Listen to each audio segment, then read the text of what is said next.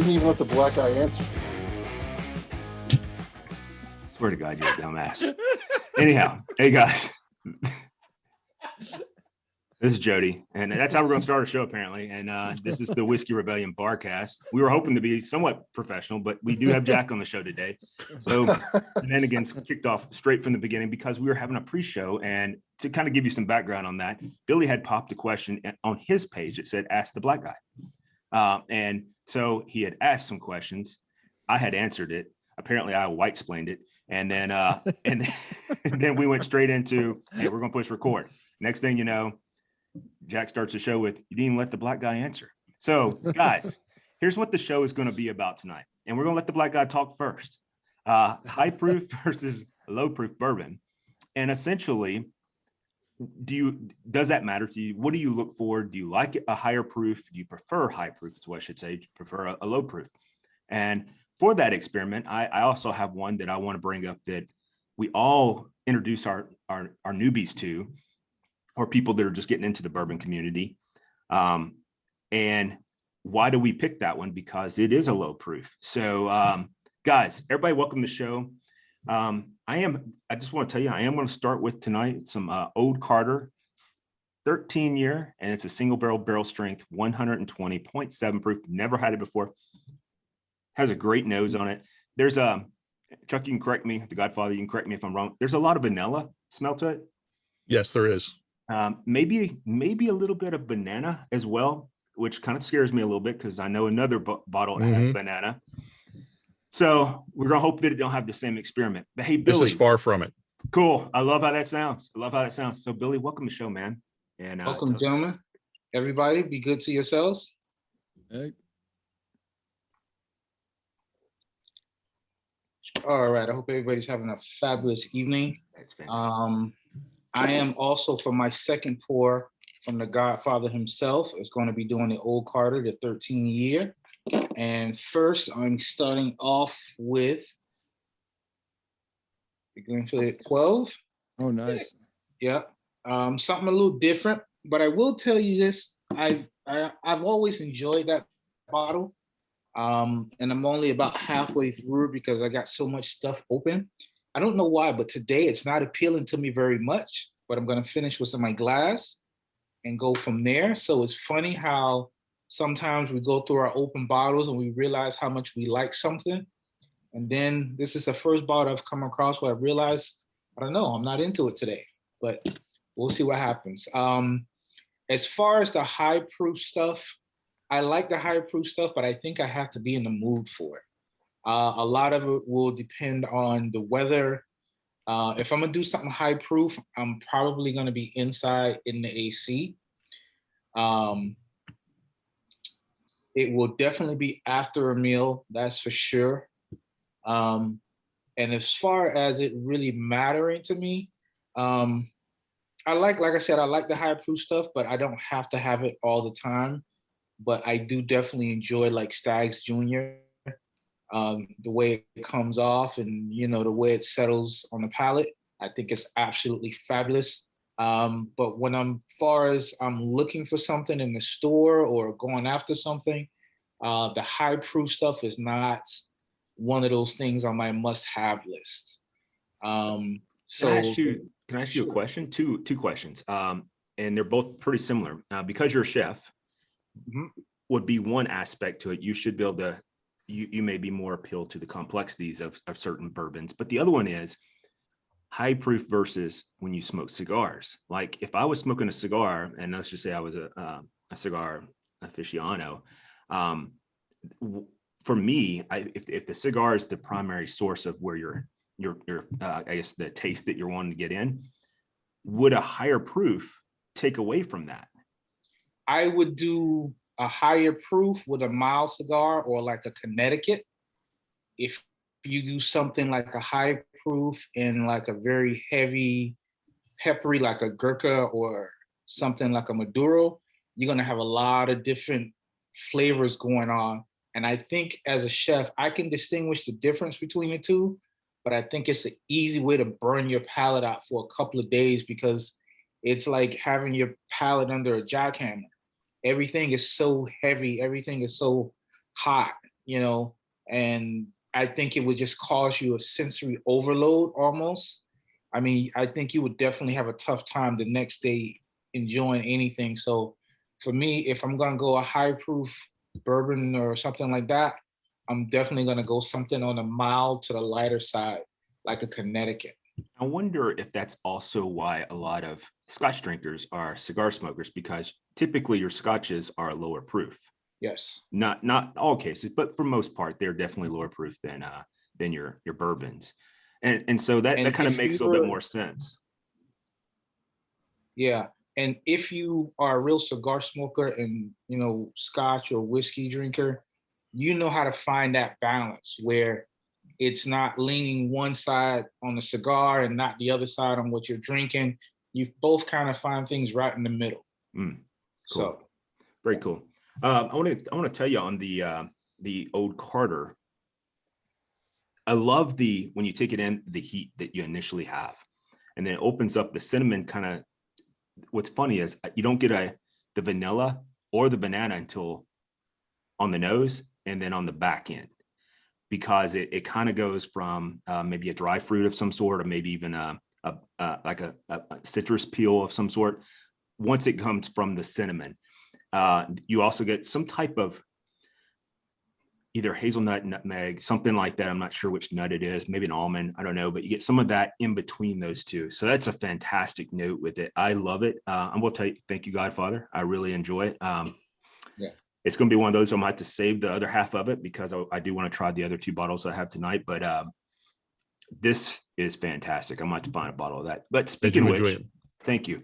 And I'm sorry, one more quick thing. Yeah, go ahead. Almost forgot. Mr. Jack Frost, sir, thank you very, very, very much. I'm very excited to try that 291.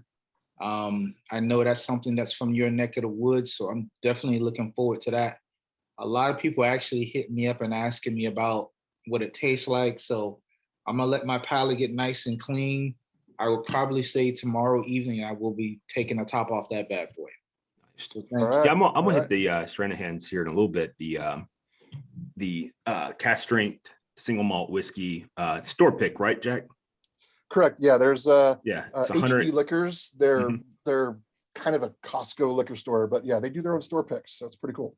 Yeah, and it's 111.04 proof on it. So I'm looking forward to that. I will tell you that the other ones I have, which is you have to correct me possibly, but it's the Blue Peak and then also the Sherry Cast. And both of those, or maybe it's Diamond Peak. I don't remember which one it is, but it's is it black? Yeah, it's a black bottle. Yeah, black label is the Diamond Peak. Yeah, that's good. That if you like cherry, that has a strong cherry note in it. But I do want to go to the Godfather, Chuck. What's your thoughts? What are you drinking? And let's go from there. Excuse me. Right now I'm drinking Buffalo Trace. That's basically, well, actually, no, I got my start on Jim Beam products many, many years ago. And basically Jim Beam has that, it always gives me, especially Old Tub, the bottled in bond, that gives me the peanutty taste. And it's almost one-dimensional. And same with Jim Beam products. They're very one-dimensional. Maybe you get a little caramel, a little vanilla, a little oak, and then the peanut butter takes over with the Jim Beam products. But right now it's Buffalo Trace, getting a lot of mint, bread, vanilla, little caramel, and that's about it. Now, what's your thoughts on high proof versus low proof? And then we'll have a different discussion about it here shortly, but I'm just curious what your thoughts are on it. Well, basically when I got my start, it was all low proof stuff. Had to work myself up to the higher proof bourbons. I didn't really start on those until about the year 2000 on the higher proof stuff. It was always the same old Jim Beam Black, Jim Beam White Label. And that was about it for me. And then about 2000, I started in on the nicer products.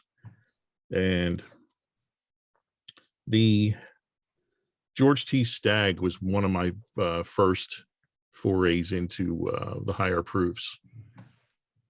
I mean, there was the Bacardi 151s, of course, like, you know, things like that, but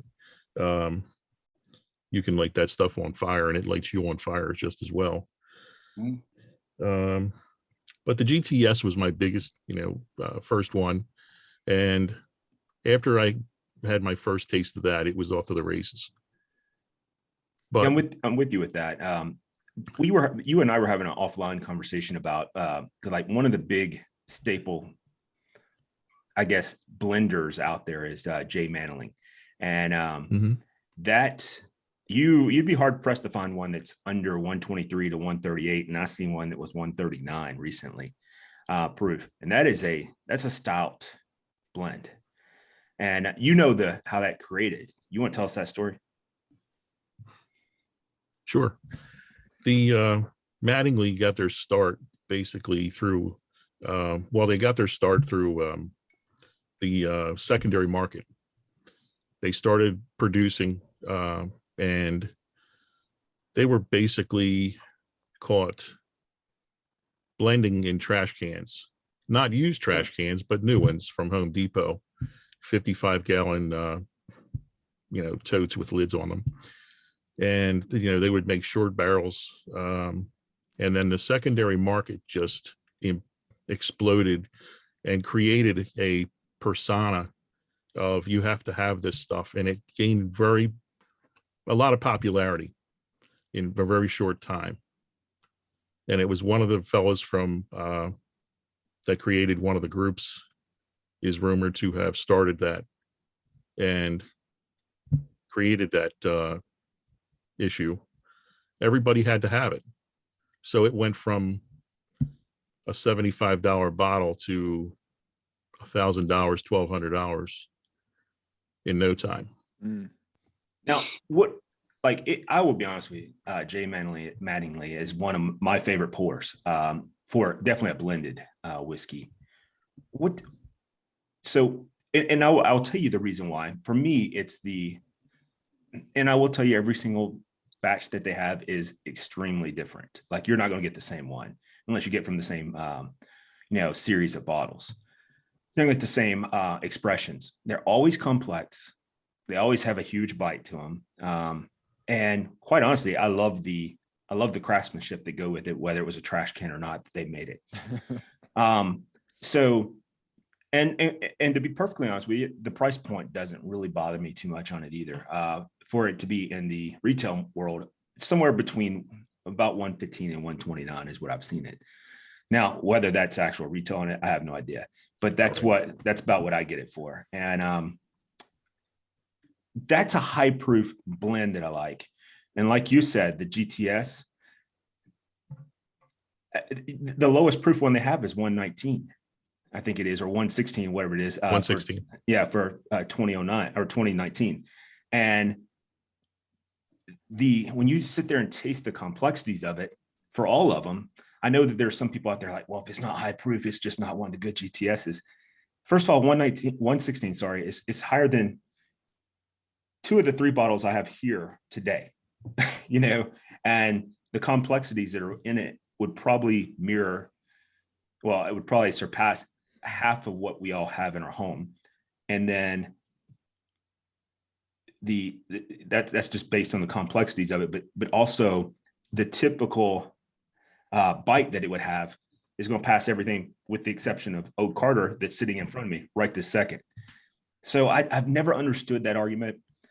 So maybe you can expound on that a little bit, but for me, that's something that I've never really understood because I like the taste of George T. Stagg, and I like the complexities in it. I like the different expressions, notes. I love the aspect that, like I've said 1,000 times, you could have all of us have a shot of it, and we all come up with 6, 7 different notes that we had outside of the basic ones. What's your thoughts on that, Chuck?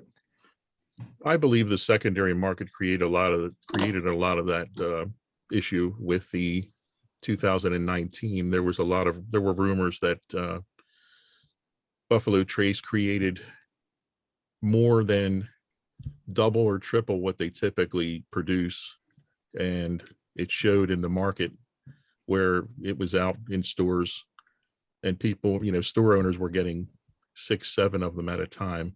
And then, of course, the secondary market also showed that same result as well, where seemed like everybody had one. But the problem is this hazmat over anything over 140 proof is what everybody seems to want. And George T. Stagg has created several of those. There was one in 2007, 2009, 2010, 2011. And there may have been one in 2016 as well, that was hazmat.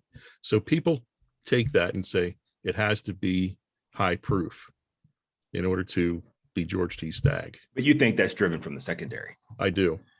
Because I would probably care to venture that you like the 19. I know I do. Absolutely. Yeah, I like. And it's George T. Stagg. Yeah, it's exactly the same thing with me. Is the taste is there. So what if you may have to pour, instead of a 1.5 ounce pour, you may have to pour 2 ounce pour to get to the same level. But that's not why I drink. Right. But anyway, let's go to Jonathan. What do you have tonight, man? Welcome to the show. And what are your thoughts on that? Well, started this evening with this bottle that somewhat appeared in Tennessee. This is the Shenanigans single malt whiskey that's in the Bushmills cask. Jack, you may have to give us a little bit more insight on it. I think it's 94 proof, but it looks like this is a distillery exclusive. So I would love to learn a little bit more about it. I didn't know what to expect going into it, but definitely picked up. I didn't want to nose it first. I actually just went straight into kind of getting it on my palate. And it was definitely different from what I'm used to. I haven't had, an Irish whiskey in a long time. So I'm probably pulling in some of those flavors. But it's actually really good. This is probably going to be a bottle. It's a little bit dangerous because I will probably sip on this for quite some time, and it will probably be gone in about a week or less. So, but Jack, any other insight to this particular bottle?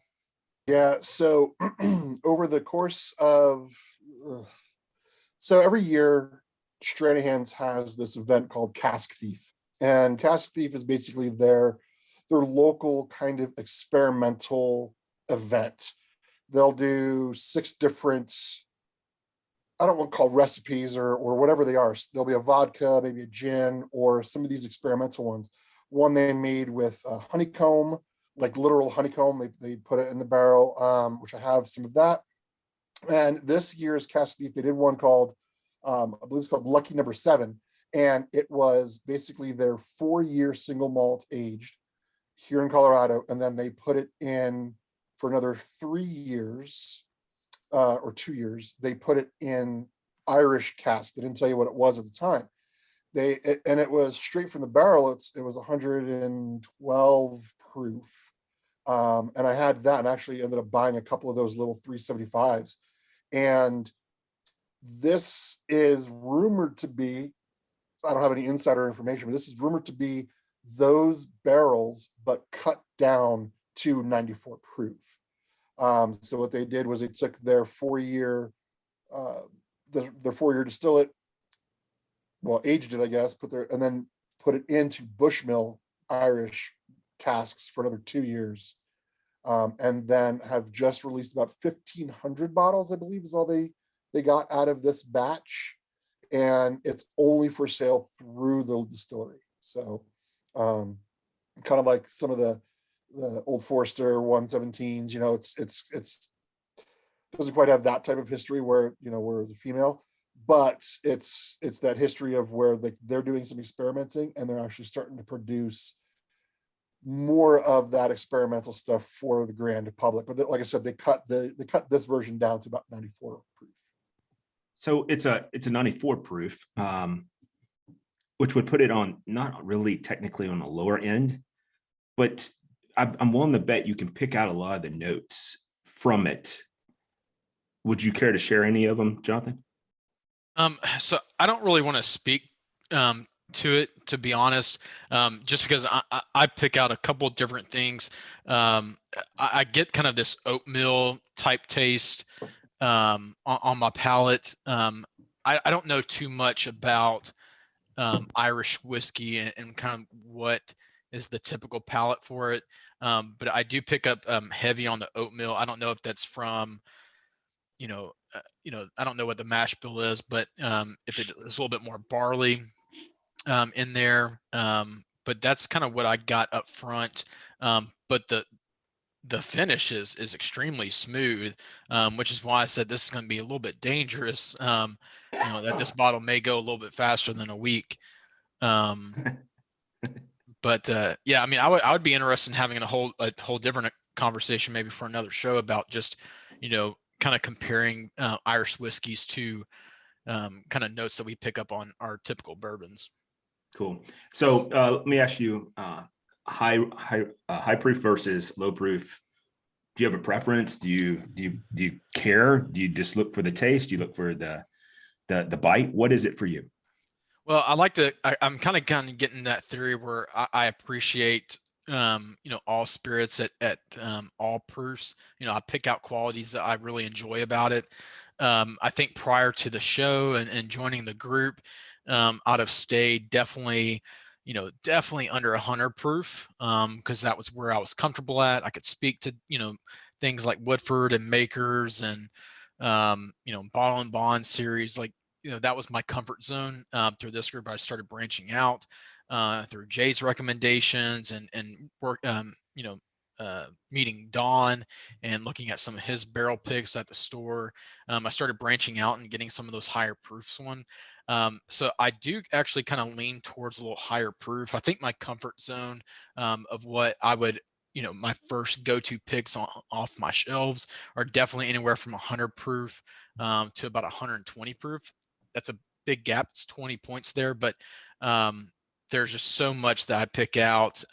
Like the one I'm actually sipping on right now is a Knob Creek 9-year single barrel. It's their cousin Eddie's blend.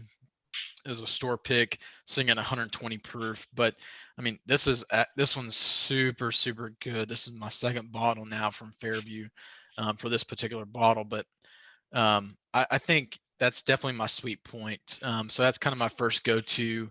But I'm definitely not opposed to lower, proofs or higher proofs outside of 120.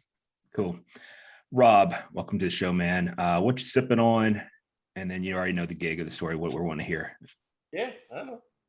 Tonight I'm sipping on a little Russell's Reserve private barrel selection. This is a Ohio liquor, the OHLQ selection.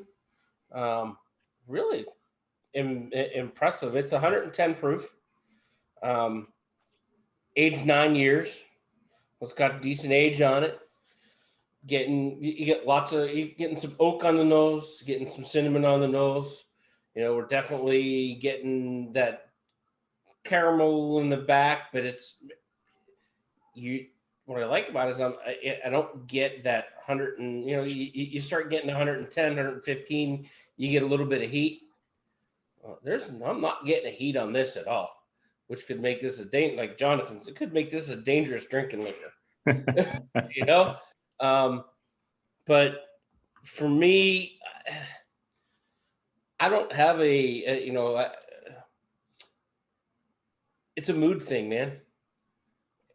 If I'm looking for something a little higher proof, I think the highest proof thing I have at home, or one of them, is a Knob Creek 9 120. Yeah, we did a show on that one time, was the just high proof whiskeys, or bourbons. And most of us had either like GTS or Elijah Craig barrel proof and stuff that yeah, because I think that was 138 point something as well, or 132.8, something like that. I can tell you have a bottle, but yeah. So I was just curious, and I think that's a very interesting story or conversation to have about it, because we see all the time people talking about, like we all know, anybody that's watched the show knows that how much I love Jack Daniels. And you know, but there are some people who truly love the taste of Jack Daniels. Now, obviously, those people may have some type of mental condition, but they definitely pick out things that they love. And I'm being somewhat facetious about the things they love. No, I'm just playing. Anyhow, they do definitely pick out things they like and things of that nature. And that's kind of like with what when you become more of an enthusiast or, you know, with bourbon, it's not for me, it's not that I'm going to move to the highest proof that I can find. It's more that, I mean, for example, and we'll bring this up again in a moment, but what's the bourbon? I'll just ask everybody in rapid fire real quick. What's the bourbon we introduce people to? I'll start with Jonathan. It depends on the individual and what their typical go-to is. You know, I definitely start people at kind of my bottle and bond section, right at 100 proof. I kind of build off of what they typically drink, what they like in a bourbon or a whiskey, you know, decide which one to offer them. But you know, typically everybody enjoys, you know, the old granddad bottle and bond, the Evan Williams bottle and bond that which has been great this year or last year, and then the old Forester 100 proof. Very cool. Hey, Mark, what about you? What do you start people off with? Is Mark frozen? I don't know if he's frozen. That's the stock picture, or It's not a stock picture. Anyway, I think he froze. Yeah. David, what do you start people There you off? Okay, there All right, he can you is. hear me? Mark, yeah, I can hear you now. yeah. Go. Okay, Mark sorry. first. Yeah, I'm having some technical difficulties. Anyway, typically I would go Larceny, Elijah Craig, or Buffalo Trace, depending on where I am. All right, cool. Billy. I would definitely say if I had to introduce somebody to something, it would either be like a Buffalo Trace or a Long Branch. Chuck. Push the button. Uh-oh. You're muted, sir. Nope. I would say a Buffalo Trace or a Jim Beam. Nobody said what I would say yet. David, go ahead. I'll probably say it. Basil Hayden. Yep. Yep. That was the one I was looking No, for. I would say, you know, if you, well, what's the ground floor to people like, oh, bourbon's, you know, this is good. This is not, you know, the well stuff that you get when you go to the bar. Like when you're trying to. It's consistent too, man. It's 80 proof. It's consistent no matter which bottle you get. Mhm. No, I like it. I do. And I got a story about that here in a moment. Did I ask you, Rob? Go ahead. Nope. Weller Special, Yeah, Buffalo I can see that. Trace, Yeah. see that. If you can, because you can Or- get it. Yeah. Basil Hayden. Yeah. John or Jack. So it depends on who I'm doing this with. The Bowman brothers, I've kind of opened up that. My I guess my stepson's aunt and uncle, I brought over a Axe of the Oak 7-year cast strength, brought that to them. I'll open up Eagle Rare, even a Colonel Taylor small batch, kind of those things. Some things that's a little bit not just your mainstream stuff, but is cusp of obtainable. I'm with you. See, Basil Hayden's always my go-to with somebody who is relatively new to the bourbon world. Basil Hayden or Woodford would be the two, like standard Woodford. Basil Hayden would be the two that I'd go to. I recently, when Corey came over the other day and we had a few drinks upstairs, he and I were sitting there. He had brought as a gift to me the 10-year Basil Hayden bourbon that's high rye finish. And I will tell you what, that it's still only 80 proof. Fantastic. Oh, really? Yeah. And it is Wow. really, really The good. entire line is 80 proof. Yeah. The entire line is Oh. 80 proof. And Is that the green label? no, it's black. It's No. black Oh, the label. black label. Yeah. Is the green? Is that the? It's called like the No, the side green by- label is 2x2 or something like that. There's 2x2 or side by side, something like that. No, the It's a green label is 4x4. but the green label, I'm pretty Wow. sure is Well, that- a high rye one. There's two different green labels. There's a green label that's solid green, and there's a green label that has a beige border across it. I have, and they also have a traveler's edition. I have all of them in my cabinet, except for one. But yeah, so I have the blue one, which is the Caribbean finish, and all of they're all 9 years. If they're not the 10 years, I think they're 9-year aged. So they just age it for another 1 year, and then they put it the special 10-year aged. So, but they're all cut to 80%, 80 proof. Yeah, and that goes back to our conversation we had before, which we need to do a show on that, the perfect age, because I still will argue with almost anyone that 10 years is the perfect age for bourbon. But I haven't got the chance to hear either Jack or Jack, David, or Mark's what they're drinking and their thoughts on high, low proof. So we'll go with Mark first. Go ahead. All right, brothers, what's up? So What's up? I am What's sipping up? on. This was actually a Christmas gift. St. St. Augustine's The Saint. So this is actually a really expensive bottle. Surprisingly expensive. It's coming in at 113 proof. I What's don't the know price if point it's on source. 2. Okay, so it's a Okay. lot like the Yeah. hell, I'm having a brain fart, but the 13-year one that Peyton Manning's involved with. Sweet and Cove. Yeah. Sweet and Cove. Yeah, and the age statement says at least 3 year. It doesn't quite taste that young. It tastes young, but not 3-year young. I would probably guess at a 5, maybe a 5-year. It's not bad. You get I get corn right up front. The first thing you get is just corn. It's just corn, smash in the head. Get a little bit of, I guess, some raisins and that kind of the black fruit, so to speak. But it's pretty good. Nice. I don't necessarily care as much about high or low proof. I just like the taste. If I like the taste, I don't give a damn. I could be drinking 90 proof 1 minute, and the next minute I'm at 130 with Stag Junior or Senior or William LaRue. It doesn't matter to me. See, I'm a lot like you in a lot of aspects of that. If I want something that's purely taste is what I'm looking for. Oh, and that's generally what I am. But I try to start at the highest proof. Try to start at the lowest proof and work myself up to the highest proof because I don't want to burn out my palate. So that's something I do. So Jack, what about you, man? What are you drinking and what's your thoughts? And welcome to the show, bro. Thank you. I'm kind of babying it out a little bit. So I do have some production I have to do tonight. So I'm just doing some Sprite and Old Forester 1910. Just kind of keeping it light. I was also kind of really thirsty today, and I kind of wanted to not be passed out under my desk here in about an hour. So I figured Sprite will keep me kind of hydrated a little bit, right? As far as the proof goes, again, it depends on what kind of mood I'm in. Depends on what I'm doing or eating. If I'm doing some sort of activity outdoors, I'm going to go for a medium low proof, medium normal proof.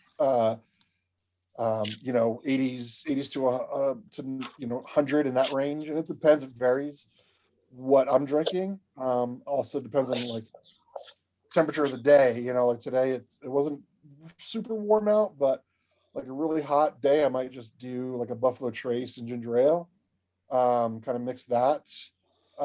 Or if I'm doing like a steak, I might just do the higher proof on a steak as a compliment to that, or even heck, I've even done, you guys seen it, done the Eagle Rare neat with some sirloin. So it again, it's just what I think tastes good at the moment. What I'm kind of, I don't want to say a craving, I guess, or desiring. Right. David, before I welcome you to the show, man, I do want to welcome you to the show, but tell us how you're doing and how recovery's going, and then you can go into Crip. Okay. Yeah. Crip. We're going to transition from Crip to Sick Boy. It's funny. It's funny that you say that because recovery has been going well overall. I had a post-op appointment this morning. An interesting thing that has happened is apparently I have either developed or just over the period of the last couple of weeks of wearing bandages and stuff on because I had incisions both on my front and back.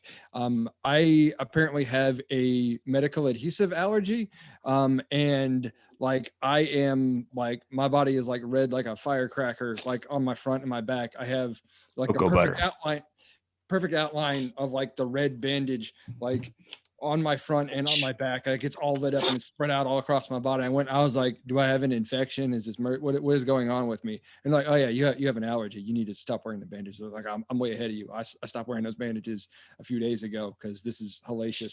On a real note, man, I'm being serious. Cocoa butter. I might try. I've been using Yep. the hydrocortisone or whatever, and I hit the Cocoa Benadryl, so I might be feeling this a little bit more than I would otherwise because of the Benadryl. And I was like, I'm gonna get off all the medicine because like my last show, seriously, I had like 3 drinks that weren't big pours. I felt like garbage by the end of the night, and like on into the next morning because I don't know, like reintroduced lightweight status or what, but like I was like, oh god, that was rough. Well, the after show went on for an hour and a half, so I felt pretty bad too towards the end. Okay, so maybe I did have more than I thought I did, but I only had like 3 pours all night, but neither here nor there. But I'm doing all right. Recovery's going well. My mobility is pretty decent. I moved around and walked a bunch today, so trucking along. With that regards, I just need to get this rash situation handled. Sick boy. If you guys remember Van Wilder, the movie, but Yeah. Anyway, By the way, great flick. Yeah, we really got to do a field trip of that where we can do that on Zoom. We could all sit around and watch Van Wilder together. We should watch Van Wilder and then Range 15. I'm just gonna put that out there. You watch Range 15? We did watch it together. It was hilarious. We sat and drank and Hilarious. watched that movie. It was laughed my ass off. I still own it, so we can watch it anytime. There you go. But I want to talk about this, and Jody, I can't wait to hear your tasting notes on this. This is the Shenanigans, the single malt cast strength store pick, courtesy of Mr. Jack Frost, because this is just olive oil. It's not alcohol. But thank you very much, by the way. Pieces. And Reese's Pieces, which I haven't opened yet, but I probably will tonight because I'll get the munchies later. And this guy is 111 dope as well. 04 proof. No, I have to stay off the deb. I'll be on the floor. But this and seriously, Jody, I can't wait to hear your tasting notes on this because I don't know if I've ever had a whiskey before that tasted tart and had tart like tasting. I agree with you on that. It does have a sweet tart like aspect to it. I agree with you. This thing, the nose to me, I got like a strawberry tart. I did not get that. And on the nose, in the palate, the initial hit was I got strawberry and cherry, nice mouthfeel, like that had that heavy-ish, but not super heavy, kind of mouthfeel, which I really like in a whiskey. And a lot of cherry there. And then it transitioned to like, I swear to God, the lemon is what I get right on. See, that's funny. You're going to say that. What I got was I didn't have any of the cherry or the strawberry on the nose or even in the palate. What I got was, do you guys remember Now Laters? I had the yellow Now Later taste is what I got. As it went. It wasn't that, and let me tell you about the proof on the and again, because I haven't been messing around with anything super high proof, and it depends a lot, I think, on how and who's making it. Because I've had high proof stuff I thought it was horrible, and stuff that I thought I was amazed was as high proof as what it was. Like I have I think it's a Lone Elm, I think, out of Texas. And I think it's a little hotter than this. I can't remember the exact number, like 118 or something like that. And I was like, I could have, if you told me this was 80 proof, I would have believed you. I think I talked about it on the show, like this is months ago now. But this guy, I felt every bit of the 111 when I took my first sip. Like I got the hot pepper, almost coughed.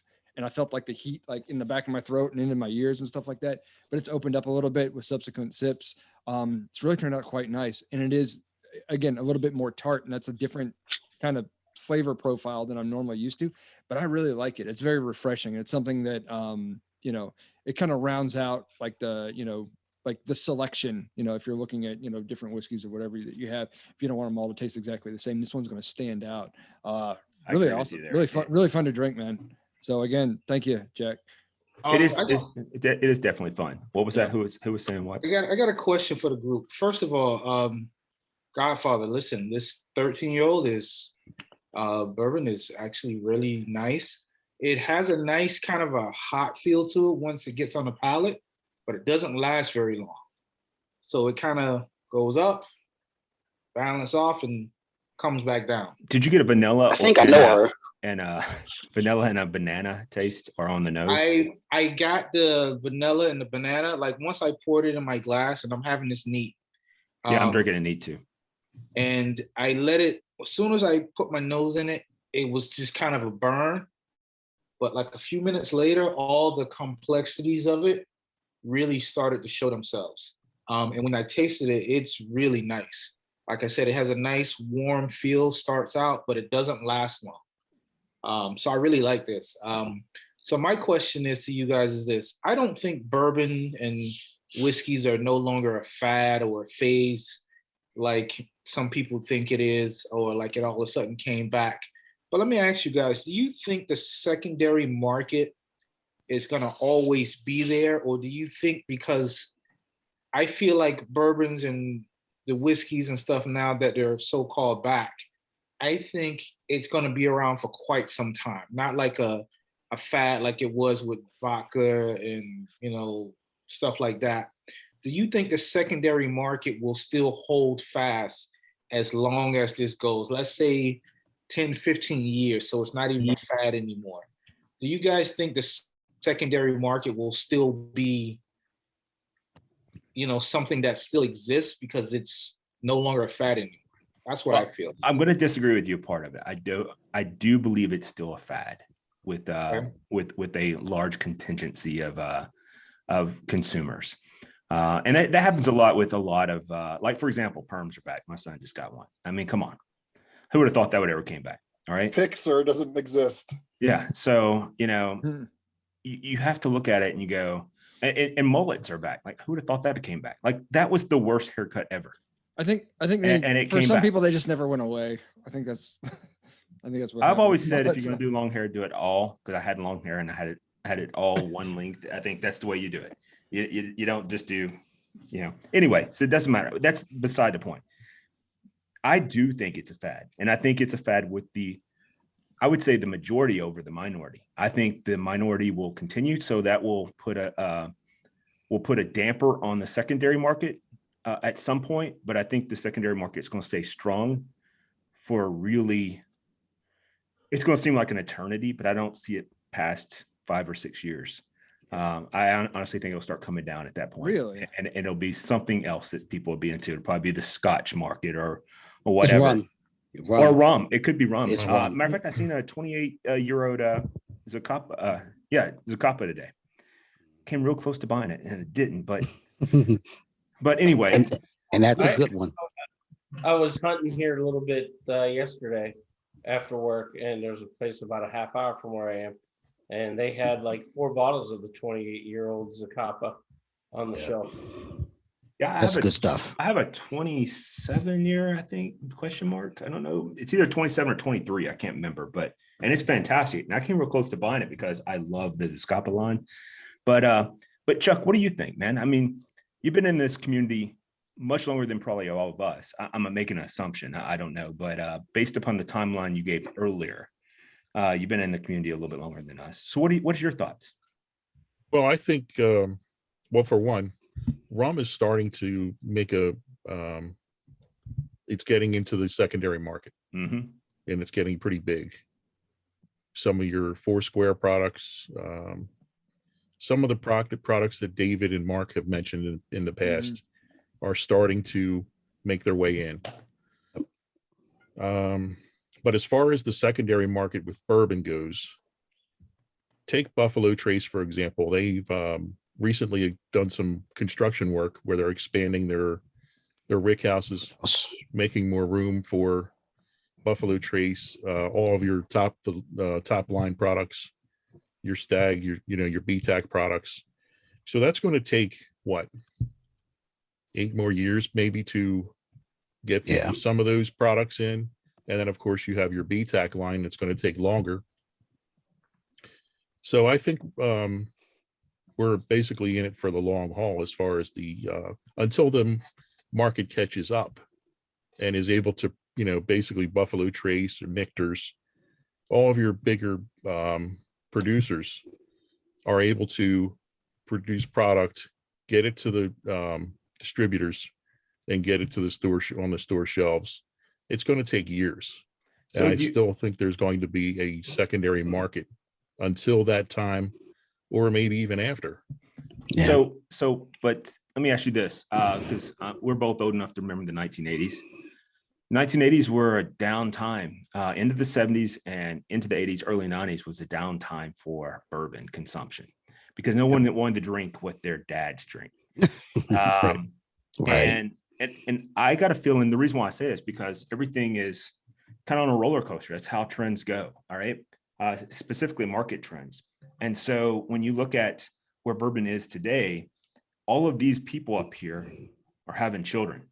And are their children going to want to drink what their fathers had or their mothers? I don't want to make this sound sexist, so either one. My son drinks bourbon.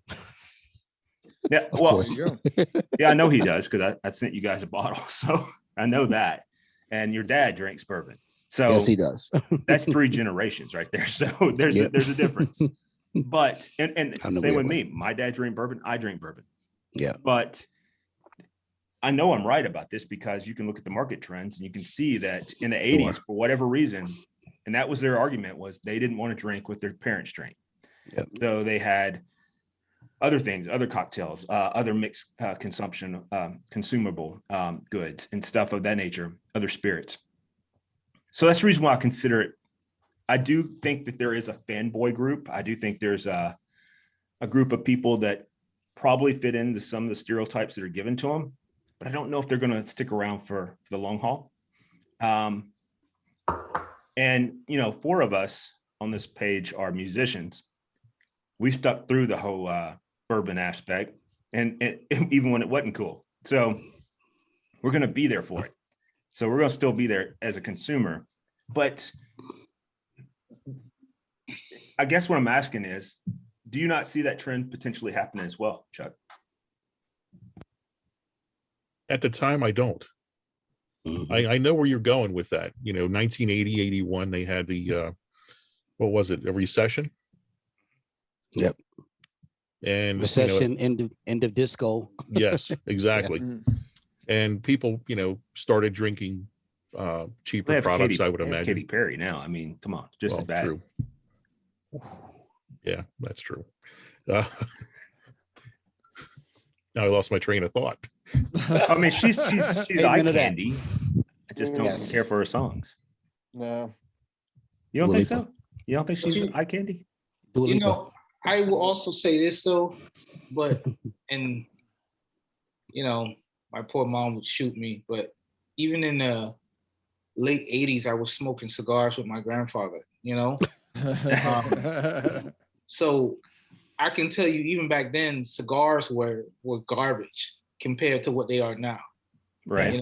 They were green. There was no kind of real consistency in cigars. They were horrible. But cigars were fashionable, I guess you will say back then. I can remember Hollywood. Miami Beach being littered with cigar lounges. Yeah. Hollywood. Yep. Yeah, and they all since passed away. But at the same time, I think cigar industry has left enough life in it that it's gotten superiorly better. It's like people are not after Cuban cigars anymore because there are so many things that are better than Cubans. And, also in that time, I can remember, and I'm not that old, but I can remember when Pappy was a walk by. I really can. And I remember when it was $40 all day. I truly remember it. It's like, if I knew what I knew back then, hell, I would have You had would have pulled a Jack Frost, wouldn't you? I would have. Yes. 202 bottles sitting there. I would have. I would have pulled a Jack Frost. Anybody with sense would have. Hey, and listen, Laughing all the way Yeah, to the get bank. Marty McFly over here and we'll get Yeah. ourselves a time machine. My and go sports back in time. almanac, man. and just be fair, bad hairstyles was something that was across the board. White guys had the mullet, black guys had the shag. And And they also And- had the freaking kid to play. And a Jerry curl. Oh my God, that's the I had perk. a kid and play. I had a high top fade. I had a Jerry curl for a weekend. Never had a shag though. Well, None of it but for me. so close. That way good. Yeah, that was awesome. Follow the drip. Follow the drip. Follow the drip. Or the plastic stuff on all the seats. And man, we're getting, Yeah. getting sidetracked again. We do this. Hey, every single time. I had my grandmother had the plastic seats, so My and Aunt yes, Lu- they did. my They Aunt would stick to you Lucy, in the summer. my Aunt Lucy, God rest her soul, great aunt. She had not only the plastic things that went over like the top parts of the couch, but she Yep. also had like the tracks in the house that you Oh, the would runners, walk Oh on. yeah. The runners, like- Yes. like mess so up the you'd be carpet, like, yeah. like she lived in like a 600 square foot, condo like place, living assisted place. And I'm like, do you need a map? I mean, either you know where you're going or you don't. There's only 3 rooms in this place. And the weird thing was after a You couple need the of years, taxiway lights. That plastic runner turned like that ugly yellow, like it Yellow. was faded. Look like it been like somebody been smoking around. Yeah. Yeah, Probably because they were, but yeah. we're back sidetracked again. Okay, so Oh man, good stuff. so far what we've learned is that when it comes to high proof, it seems like this group is more consistently on the taste and the complexities, the notes that we can pick out is what we seem like. I guess I'll just ask in rapid fire aspect. Jonathan, would you turn down Basil Hayden 10 if you tried it and you were like, oh my God, this is fantastic. It's 80 proof. No.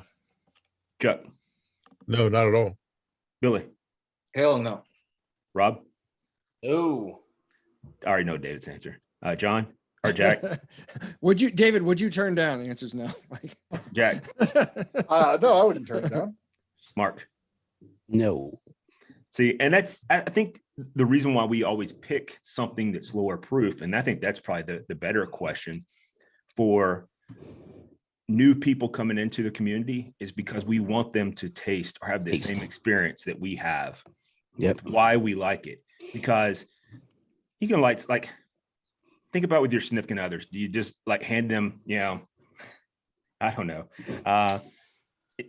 backbone one, what is that? I have a bottle. Oh, backbone. No, that's just nothing but ethanol if you're not used to it. Yeah. So like you hand it to them, it's like 147.5. You just hand it to them, here, have yourself a sip. And then they love you forever and they'll never drink again. I mean, if you're wanting to teach somebody not to drink, one way to do it, yeah. that's one way to do it. It's kind of like back in the day when people used to put their kids in closets and maybe this just happened to me and made them smoke a whole pack of cigarettes, and now I'm allergic to smoke. Thanks, Mom and Dad. But anyway, that could be, one of the things you could do. So it just kind of is what it is. But so it sounds like we're all pretty much on taste. So taste, and that makes sense when you have two chefs on here. You can look at us, we all consume food. Yes. So we don't push that away. 1950. Mark's always hungry. Yeah, I'm hungry now. Every day. I had a burger right before. I'm hungry now. I have All right, wings so waiting I on me. want to hear real quick, since we got sidetracked, and just because I want to hear about it, we only got 6 minutes left. John, why don't you like Katy Perry's looks? She is fantastic looking. She's got beautiful eyes. You've seen her eyes? Yeah, Well, I have. I mean, I know what you're thinking, but I've looked at her eyes. I'm going to drink to that. I just don't like her personality or anything. I don't like her songs. Never met her. I think Demi Lovato is better looking. I agree with that. And But I kinda Katy- have a but little bit Katy of a Perry- crush. But Katy I have Perry, a little never bit- mind. I have a little bit of crush on Miley Cyrus. You got a crush on Miley Cyrus? Dude, have you heard her sing her rock songs? She looks like a her cover 15-year-old. songs? Well, not anymore. Jesus. Yeah, just the rock, like some of the songs, like the Blondie song. Oh my God, go listen to that and tell me. Her sister has the better voice. I don't No. know her sister. Yeah. Noah Cyrus has the better voice. Oh my God. So my whole thing is this: I like old school classic beauty. So of course I love Sade. I think I Yes. got. Are you sure? You're a I Sade find- fanboy. Yeah, I find Adele very attractive. I do not like anything about Bird her. Adele I or do old not- Adele? I don't like any of Both. her music at all. Like I can't even Okay. get her music bothers me so much that I have almost like the same complex that Jack has with Katy Perry. I cannot even look at her and find her attractive because I hate her music that much. I will say this: probably the most. If I had to pick, how do I say this and not sound bad? Uh-oh. There's no way. I think Liz Taylor in her heyday was absolutely drop dead gorgeous. In her heyday, yes, I agree. Yes, Liz Taylor. And it was to the point that when they used to photograph her, they had trouble because of her eyes. Mhm. It has Yeah. this certain thing to it. But Mhm. I've seen some of her, like in her heyday pictures, like black and white. I mean, if that woman can't hypnotize you with her looks, then I don't know, you probably are dead for sure. I'll tell you who's currently one of the prettiest Might be is, Google and first. you guys may not know, is Carrie Hilson. She Yes, doesn't sing as much now. Carrie Hilson is gorgeous, man. she's a tall glass of water. Yes, Lord. Yes. I'm thirsty. If you, I don't even look at it too long because I'm scared she's gonna get pregnant. So, Yeah, but if we're going old school, how about Audrey Hepburn? Yeah, Yeah. That Yes. actually crossed my mind as well. Yeah. Lola Falana. I have to agree I'm with you on Carrie Hilson. She is a fine looking woman. Yep. Yes, Lord. And she reminds me a lot of, you know who she reminds me of, and this is probably, maybe it's sacrilegious, I don't know, but is not Tony Braxton, the other one. Halle Berry. Halle Berry, yes. That's I who don't she know reminds. what you're thinking about that. Yeah, I can see that. I was sitting there, I'm just, first of all, if there's a guy that don't like her, then you know what side he's on. Anyhow, Yeah. Hold on, time out. I don't like some of the stuff she's done. oh my God. As far as I don't my like point has some of been proven. the acting, and I don't like her whole hit and run thing. Remember, she did that hit and run and didn't give any F's about it. Hit and run. Yeah, she she was can come in a hit car and run accident. over here anytime she wants to. Yeah. Okay. We don't even You have to talking cuddle. about, now you talking about Halle Berry or Brandy? No, I'm talking about Halle Berry. But here's Oh, he my said hit and question. run. Here's my What about hit and question to Oh. Jody.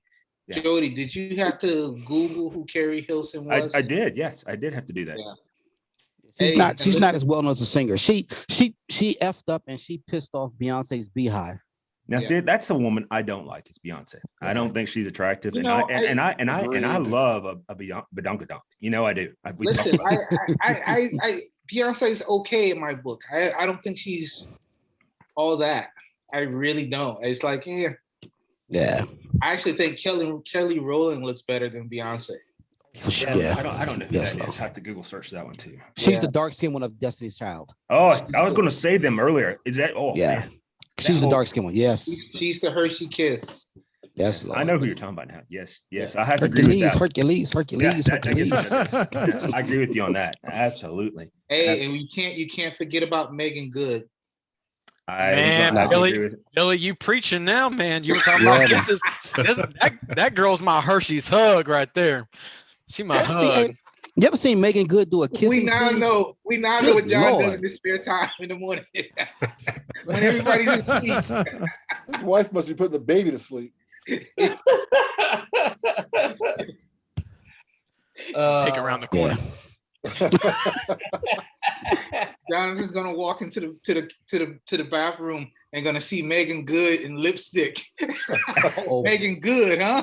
In Hershey syrup smeared on the mirror. Oh my god. You think it's What the hell were we talking about earlier? Because Hershey's- you have no idea. The Godfather's like, and I bought, the Godfather's like, I Thank bought you. equipment for this. You think you know? You have no idea. Well, Right, so- listen. With that, listen. Let's hear what the Godfather has to say. I know you got some classic beauties in the old brain pan. Tell us, who are some of your all-time favorite beauties? Old brain pan. That was an insult. Old brain pan. I've never even heard those two words together before. No. It's a real thing. Wow. Pam Grier. Sorry. I'd rather just say Godfather. You know, when you're sitting there, controlling the universe, what is it you have thoughts of? See how much PC that sounded? Don't make me cancel culture you. I'm gonna say Raquel Welch. Okay. Nice. Old. Okay. Yeah, Pam definitely. Grier. If you're old for me, Pam Grier. Barbarella. Are we going to listen to Chuck? I want to hear what he's got to say. I didn't hear. Yeah. Let's see. Oh, what that's she all. Oh, he said That's all I Raquel had to Welch. say. Who'd you say? I Raquel didn't hear. Welch. Raquel Welch. Yeah, he. I could see That's that. a winner. That's a winner. That's a winner. I can see that. Amen to that. I'm testifying. Now, real quick before we cut off, do any of you guys, when y'all think about it, y'all go, yeah, I can see myself waking up next to her, both of us naked, or is it just me? Every morning. Oh my god. No comment. Somebody call a divorce lawyer. Yeah. Mm-mm. Jonathan, before you go to sleep tonight, you better think about something else very hard. Yes, 'Cause man. You Literally. think making good in your sleep. I promise you. Jonathan, do you know what Pam Grier is? I know Rob knows. Yeah. I do Oh, not yeah. know. Okay, I know Rob knows. Look up see what the Googler says who Pam Grier is. Pam Grier. You don't know who Pam Grier is, Everybody man? knows Foxy who Pam Brown. Grier is. Just Google Foxy Brown. Man, she looked good then, but she don't look good now. She's like she's good. She's 65 now, 70. No, she's she's about 71. So that would be 71, right. yeah. Yeah. So that explains why she. So Yeah. in real, And she- real reality, she does look good for her age then. But yes, Foxy Brown from back in the day. Yes, definitely this Oh. picture right here. The one that yeah. Rob, look at Barbarella, the one that Rob mentioned. Mm, That movie, Barbarella. that movie gets you in trouble. And you know she was in that movie, Jackie Brown. Yep. Yes. She was in like her 40s then, was it? Or maybe about 50. Jackie Brown Yeah. probably was 40, 50. Yeah. Yeah. I need to watch that again. That was a good movie. Yeah. Probably my least watch. Was that a Tarantino? Yeah, it was. Yeah. Mhm. I like the picture that Rob put. Who'd you put that? Who is that? Oh, that's Uh-oh. yeah. I didn't put that picture in there. Not Rob. I meant Jack Frost. Oh. Mm-hmm. The Mhm. VIP is active.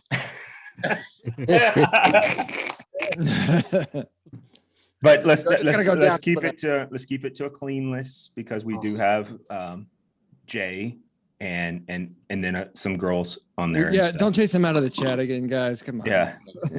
For the fifth time. At least. So anyhow, hey guys, let's end the show. Guys, always fun. Follow us on. Hey, speaking of which, I'm working on RSS right now, so we can have it on podcast, upload everything into Apple Podcasts. So that will be happening in the next few days. Awesome. Maybe not tomorrow because I just had my second COVID shot today. So we'll see how I feel tomorrow. And then Friday I'm going turkey hunting again. So hopefully we'll get another one. But anyway, follow us on YouTube, the Whiskey Rebellion Barcast. Also, we have the barbecue inspired Cafe 305 sauce coming out soon that I'm writing the bio for. That will be to our chef Billy Breelove within the next 2 days. And then of course Facebook and Instagram. I will be honest with you, I'm probably going to surrender my Instagram handle to Mark because he is an Instagram whore and I am not when it comes to taking care of all that. So I'm probably just gonna make that happen so he can just because every time I turn around, he's like, by the time the show is over, he's like 45 posts have been made on every platform you can possibly think of. And they're like, I'm with my boys, the Whiskey Rebellion, and this, that, and whatever. I'm like, motherfucker, why we have a page if you're gonna do all this, you know? Hey, Don't be bring your mad. ass in. Don't be Bring your mad. ass in. No, I'm not upset. We've had a bunch of new followers. I appreciate all Yeah. of them. We had a lot of people coming to the YouTube page, a lot of views there. Yeah. A lot of people come to the Facebook page. We've had, I was told David last week, in 1 week, we had 267 It's people growing real fast. Yeah, it is. like the page. I didn't Good even look. stuff. I can look right now and tell you where we're at. But Yeah, I think we crossed 700 now. So yeah, Billy, would you say be good to yourself real quick? Ladies and gentlemen out there, please be safe. Don't drink and drive. Be responsible. And more than anything, home. be good to yourself. Hey, cheers to that. Go Nats.